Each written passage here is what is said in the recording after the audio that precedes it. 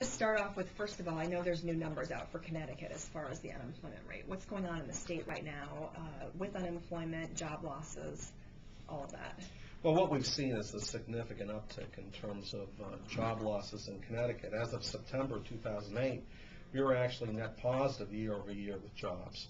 As of the figures that came out just the other day on January, in January 2009, we had lost 38,300 jobs compared to a year earlier.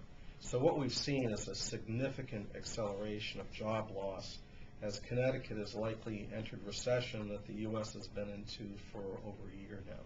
Are these job losses hitting all industries, any more so than others?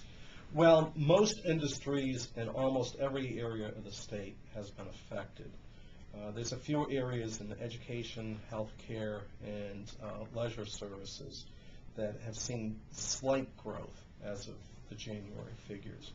But just about everywhere else, construction, warehousing, manufacturing, government services, which includes the casinos, business services, those utilities, those have all seen losses. And the only labor market area that is flat is Torrington. Every place else has seen losses, some significant. I know UTC is among the companies cutting back, announcing more than 11,000 planned cuts for this year. How does that fit in with the aerospace industry? What are you seeing as far as that type of an industry goes? Well, aerospace and transportation equipment and manufacturing is being affected. I mean, manufacturing was running very, very strong, as was the overall job numbers, until the third quarter last year. Well, a lot of these companies depend upon foreign markets, whereas it's not well known in this country. The recession in Western Europe and in Japan, all of which are major trading partners for Connecticut and for the U.S., is much, much more severe than what we're going through here. Their housing crisis and banking crisis in Europe is worse than ours. The export market shortfall is much, much more severe in Japan than here. And even markets that are growing, such as China and India, they're growing at less than half the rate they were a year ago. So really, these industries, particularly aerospace, is a global industry. And when global markets fall, you're going to see orders delayed, orders not placed, orders cut back. And in addition, I think in aerospace there's a challenge, and the one industry that is going really strong now is defense.